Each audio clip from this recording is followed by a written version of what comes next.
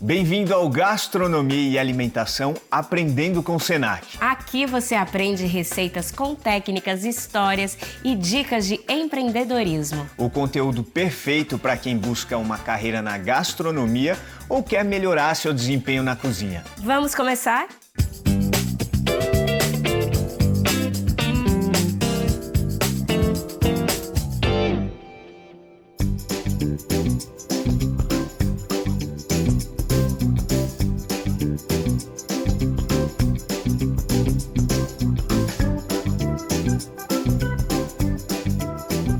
O que você está anotando aí, Areta?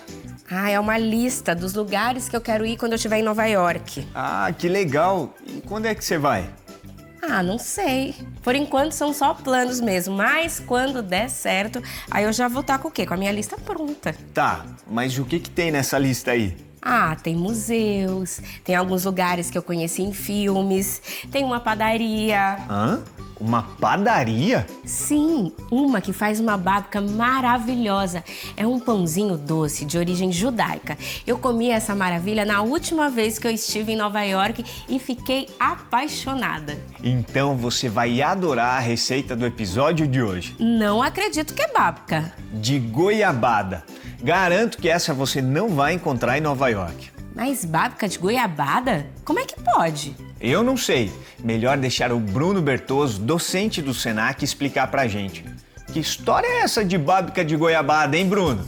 Olá, Félix, olá, Areta, olá, todo mundo que acompanha a gente aqui. E realmente, esse pão de raiz judaica é incrível e já caiu no gosto do brasileiro.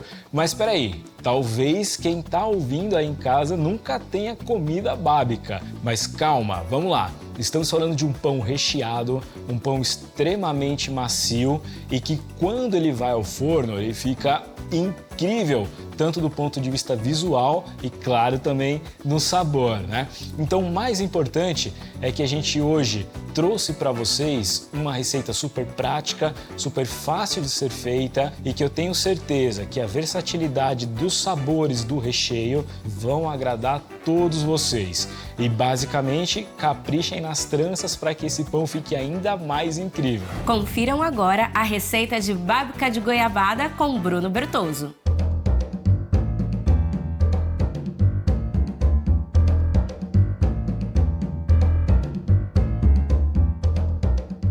A receita tradicional da babka, ela vem com recheio de chocolate. E aí, o que acontece? Nós fizemos algumas adaptações, por isso que hoje a nossa proposta é o da goiabada. Deixar um pouquinho mais brasileiro esse prato para que vocês consumam ainda com mais sabor. E é legal nós ficarmos atentos que todo esse pão, toda essa produção vai atender a você tanto com a parte doce, mas também nós podemos brincar com outras saborizações, até mesmo agridoce. Mas aí a sua criatividade é que manda e você pode colocar o recheio que você quiser, desde que ele seja cremoso.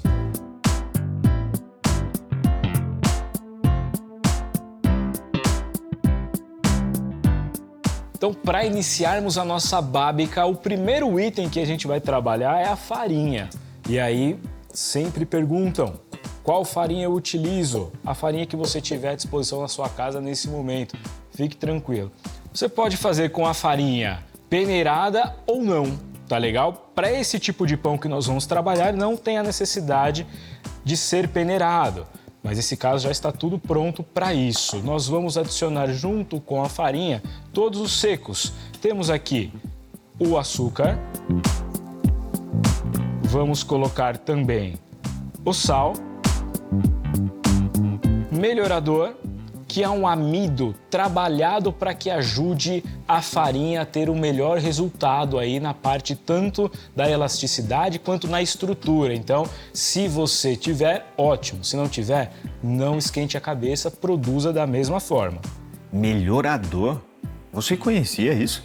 Não, mas cairia bem para muita gente. Vamos adicionar também o fermento biológico seco, mas se você tiver o fresco também pode, só tome cuidado com a quantidade, porque aqui, como ele é desidratado, ele é liofilizado, ele tem 3 vezes menos a quantidade do que o de tablete que você pode encontrar em casa ou também nas padarias próximas a você. Vamos então levar para nossa batedeira. Lembrando que você também pode fazer a sova à mão, não há problema algum. Mas aqui, nessa primeira batida, nós vamos fazer com que os itens todos estejam completamente unidos, tudo misturado, sem aqui se preocupar com nenhum processo técnico até agora.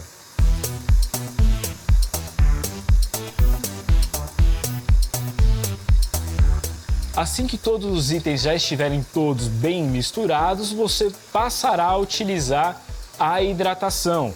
Então, nesse caso, nós vamos considerar nesse primeiro momento metade da quantidade de água. Não coloque tudo. Por quê?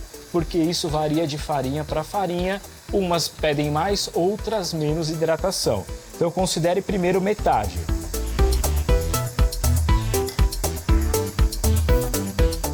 Feito isso, agora nós vamos esperar com que a farinha absorva essa hidratação e aí nós vamos partir para uma parte mais interessante, que é começar a colocar a gordura nessa massa.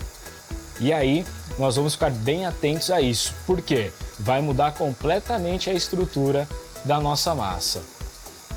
Você pode reparar que a massa ainda não absorveu toda a hidratação, nós temos ainda bastante farinha aqui em volta do bowl e isso é interessante porque já sinaliza pra gente que está na hora de nós colocarmos a primeira hidratação. E aqui eu já vou adicionar as gemas.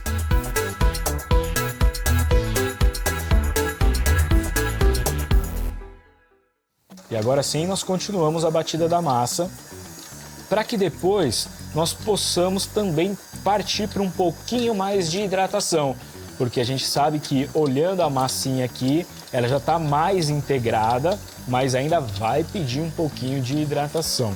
E o que é legal é a gente entender também o porquê que a gente coloca essas gorduras nessa massa. A gente precisa dessas gorduras para que o pão esteja bem macio. O ovo traz essa hidratação e traz essa maciez para a gente. Essa é uma das funções do ovo na massa de um pão. Agora, nós vamos adicionar um pouquinho mais de água.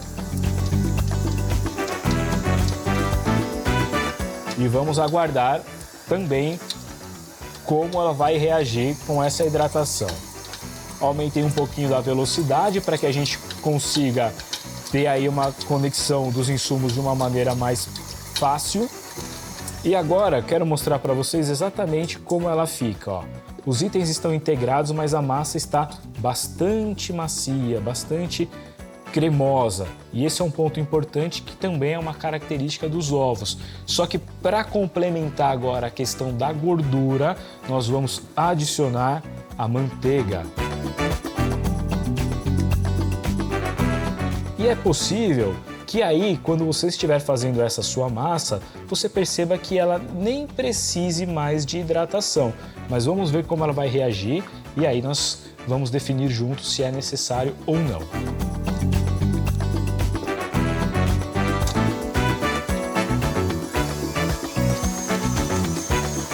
Agora nós já podemos dar uma força maior aqui na batedeira, para que esses itens estejam cada vez mais integrados e também estejam completamente pertencentes a essa massa, tá? E uma forma interessante de a gente analisar que o ponto certo da massa é quando o fundo do bowl ele acaba soltando.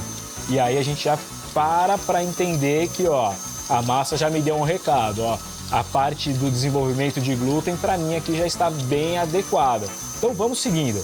Vamos batendo, vamos ver até que ponto essa massa vai chegar pra gente. E aí, Félix, o que você tá achando até agora? Tá tranquilo pra você? Ah, eu acho que até aqui tá tranquilo. A gente só tem que ficar atento à hidratação. É.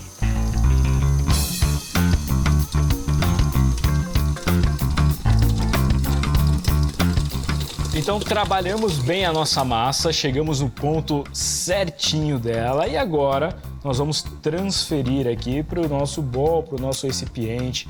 E lembrando, se você tiver um bowl de inox, pode ser, se tiver o de vidro, se esse recipiente tiver alguma tampa, você pode usar sem problema algum, fique super à vontade.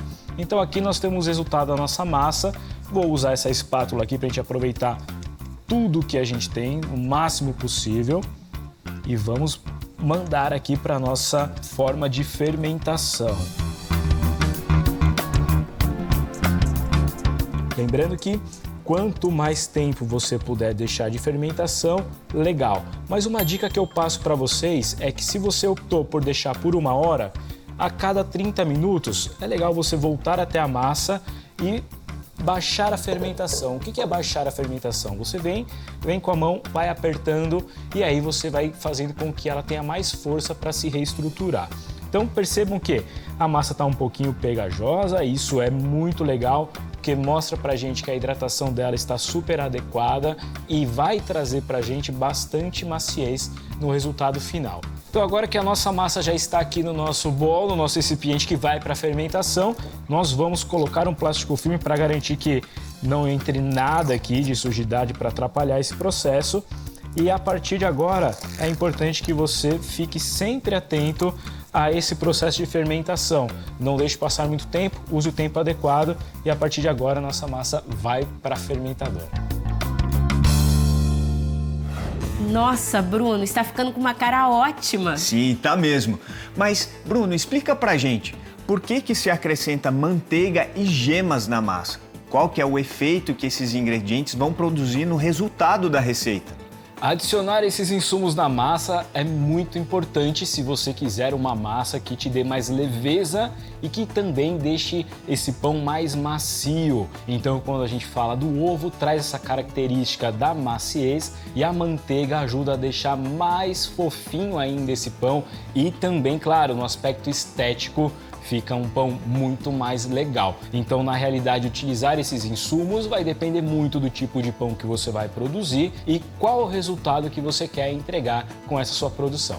Bruno, quem não tiver o rolo para abrir a massa, faz como? Com qualquer objeto cilíndrico que você possa utilizar e que tiver à disposição, ao invés do rolo. Além da goiabada, quais outros recheios você recomenda? Aí a criatividade é quem manda e o seu gosto também.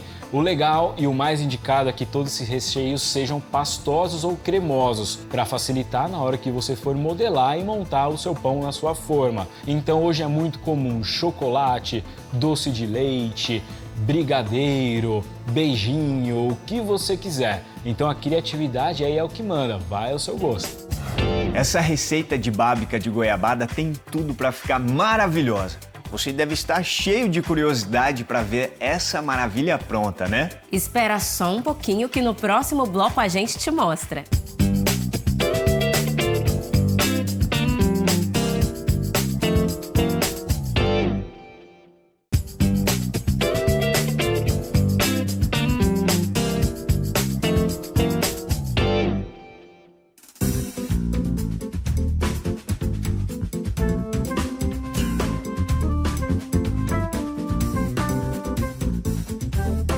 Estamos de volta. O docente Bruno Bertoso ensina uma receita de bábica, um pão doce que tem origem nas comunidades judaicas da Europa Oriental.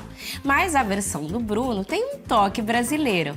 É feita com goiabada. Confira agora a segunda parte da receita.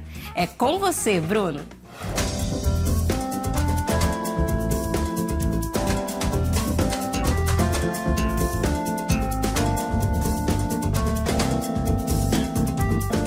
Então estamos com a nossa massa da bábica pronta, fermentada.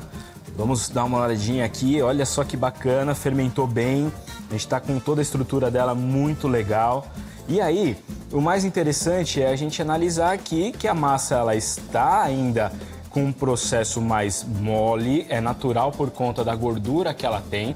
Então, nós vamos começar a polvilhar um pouquinho a bancada aqui com a farinha para que a gente tenha mais conforto na hora de abrir a nossa massa e também na parte da modelagem.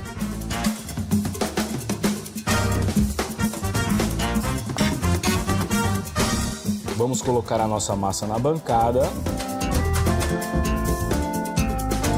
Então, como nós estamos com a massa com essa característica um pouquinho mais úmida, pode jogar um pouquinho de farinha aqui apenas para o seu tato, ó. Você consegue pegar sem que essa massa grude na sua mão, mas também é um sinal de que você pode também passar um pouquinho de farinha no próprio cilindro, no rolo que você está usando, para que você possa abrir essa massa da melhor maneira possível. Então, partir de agora, a gente começa a abrir essa massa na bancada. O mais importante é que ela esteja completamente bem disposta. Aqui nós não vamos nos preocupar com a simetria, não precisa estar retangular perfeitamente.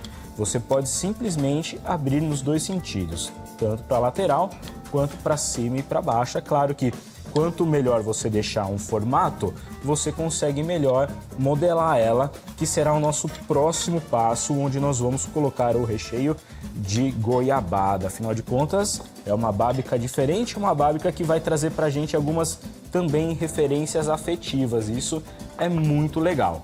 Então, ó, massa já está bem aberta.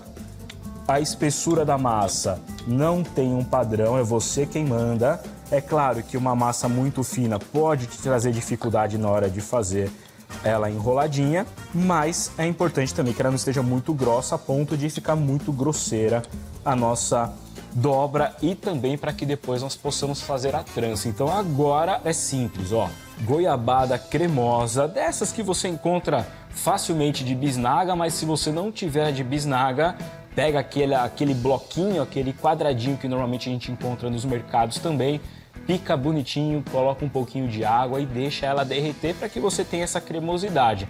Então, nós vamos começar a dispor ela na nossa massa aqui. Também não tem um padrão, não precisa seguir simetria, mas o mais legal é você colocar bastante, não deixa faltar sem nenhuma sobra. Feito isso, venha com um pincel, espalhe pela sua massa bastante, deixa bem divididinho. Olha, só de ver o Bruno pincelando a goiabada na massa, já dá para perceber como vai ficar no final.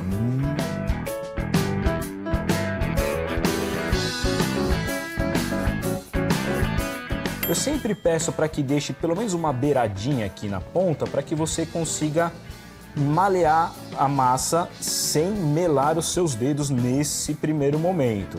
Malear é quando você vai manipular a massa. Você pega a massa, vai tatear, vai mexer com ela, vai posicionar, vai modelar. Então é a sua movimentação com as mãos junto com a massa. O que pode acontecer quando você for enrolar a sua massa? Como ela tem bastante hidratação, ela pode começar a enroscar, a colar um pouquinho na bancada. E se isso acontecer, a gente vai usar uma espátula aqui. Mas vamos ver como ela vai funcionar, ó. Comecei a fazer a primeira dobra, ó. Já começou a enroscar um pouquinho, ó. Vem aqui com a sua espátula e vai soltando, ó. Solta, solta, solta. Vem e enrola um pouquinho. E vai enrolando, a mesma coisa.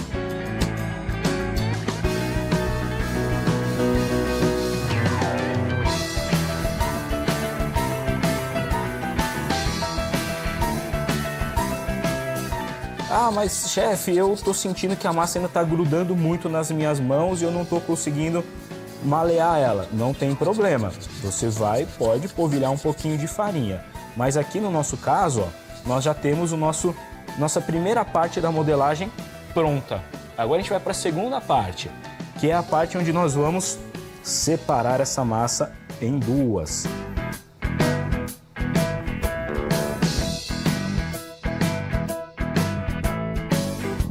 Se você quiser usar uma espátula, pode usar. Se você quiser usar uma faca, pode usar. Tem gente que corta com régua também, não tem problema nenhum.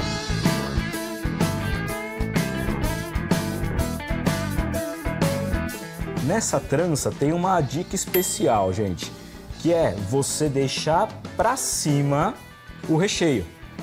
Então você vai trançar dessa maneira, ó. Coloca lá para cá. Uma outra para cá, uma outra para cá e assim por diante. Olha só quanta habilidade para trançar a massa. Será que precisa de muito treino para conseguir fazer desse jeito? Eu acho que sim, viu, Félix? Agora nós vamos passar essa massa para a nossa forma, para a nossa assadeira. Se você tem uma forma que já é preparada para ser antiaderente, não precisa passar nada. Se você não tem aquela forma de alumínio normal, se preferir, pode passar um pincelzinho com óleo e montar esse pão aqui sem problema algum.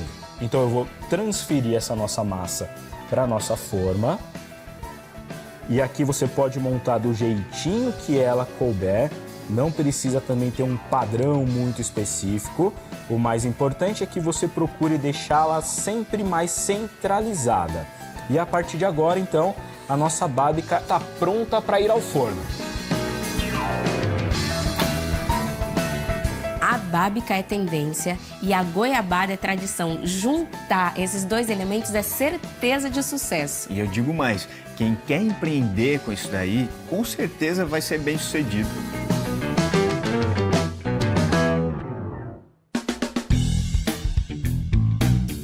Então já temos a nossa bábica assada, acabou de sair do forno e olha, pela carinha dela tá incrível. Então eu vou trazer ela aqui para nossa bancada e vamos saber se realmente ela ficou não só bonita, mas também saborosa, né? Vou tirar uma fatia aqui pra gente e vamos também ver como ela fica internamente, que eu acho que isso é bem legal. Ó, a trançadinha por dentro com a nossa goiabada. E agora eu vou montar para vocês uma sugestão. Já que estamos falando de goiabada, nada melhor para harmonizar do que queijo, não é verdade? Então pensando nisso, ó, eu fiz um molho rápido aqui de queijo, onde nós pegamos creme de leite, queijo e também colocamos um pouquinho de leite para diluir tudo. Fizemos isso no fogo baixo, começou a ficar estruturado dessa forma, você tira do forno. Mas você já pensou em colocar essa bábica para gratinar? Essa é a minha sugestão para você fazer em casa, para ter uma combinação aí de goiabada com queijo que vai ficar incrível. Vou montar aqui para vocês acompanharem, ó. Ah, agora apelou, vai gratinar? Ah, Bruno, assim não vale. E aqui, ó, tiramos a fatia. Quanto mais alta, melhor, claro, né? Sempre tentando manter uma proporção aí na sua montagem. Você vai pegar esse queijo, vai colocar por cima desse pão. Pode espalhar bastante. Lembrando, gente, quando eu comentei da consistência para ele estar mais estruturado, é porque nessa fase, se ele está mais líquido, vai escorrer por todo o seu prato e não vai ficar muito legal. Então vamos aproveitar todo esse nosso molho.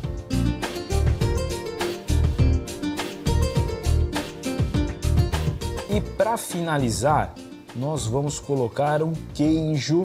E é o queijo que você tiver na sua casa. Claro que pode ser um parmesão ou qualquer outro que você tenha interesse.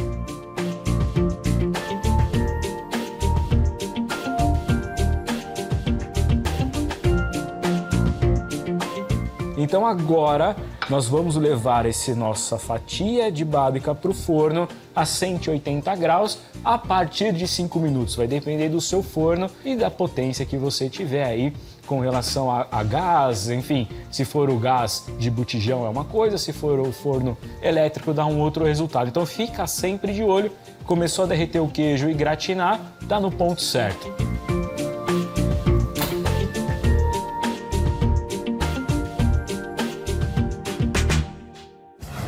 E aí, Bruno?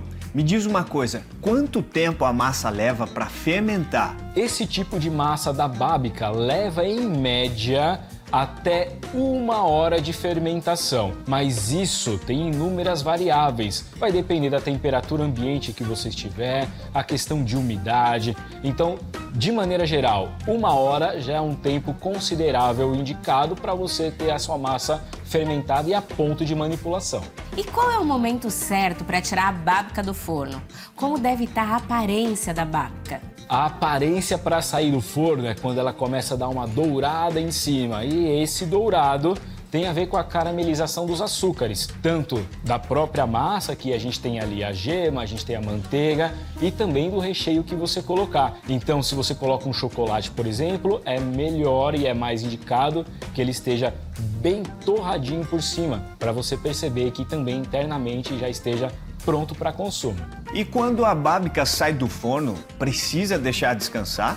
Essa é uma pergunta bastante interessante. Tem gente que gosta de pão quente, o pão quentinho. Assim como o pão francês, como você pega na padaria, tá quentinho, realmente é uma delícia. Só que isso pode trazer algum desconforto aí na sua digestão, porque o pão ele continua em processo ainda de aquecimento ou até mesmo de fermentação, vamos tratar dessa forma, dentro do seu organismo. Então, o ideal, o indicado é que você consiga deixar esse pão resfriando a ponto de você conseguir manipular. Conseguiu manipular? O seu organismo também vai receber muito bem. Então, cuidado, assim como pães, assim como os bolinhos que saem muito quente do forno para o seu consumo. Mas aí, a decisão é sua.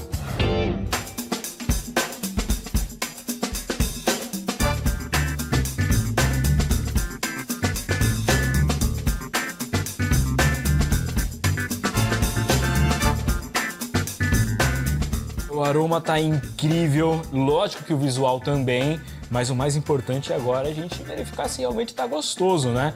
Esse é o nosso desafio. Vamos ver aqui o que vocês acham daí, ó. Aqui dentro ainda temos a goiabada, temos o queijo, temos o molhinho pronto e vou tirar um pedaço aqui. Vamos ver como ela ficou.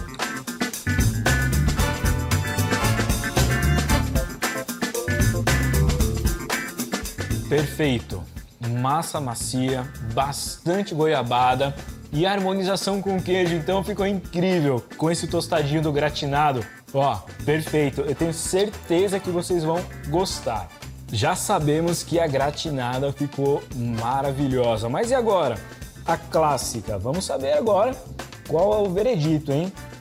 Nossa, essa babka parece deliciosa. Ah, e sabe que eu adoro pão doce?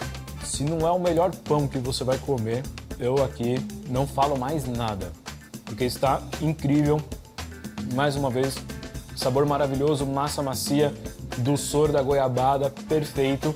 Tá pronto, agora é só se deliciar. Areta, Félix e todo mundo que nos acompanhou, muito obrigado e até uma próxima. Então, gostaram da receita de babka com goiabada? Eu não vejo a hora de testar em casa. E se você quiser aprender mais receitas incríveis e conteúdos especiais de gastronomia, acompanhe nossos próximos episódios. Siga com a gente no Gastronomia e Alimentação Aprendendo com o Senac. Tchau, Bruno. Até a próxima. Valeu, pessoal.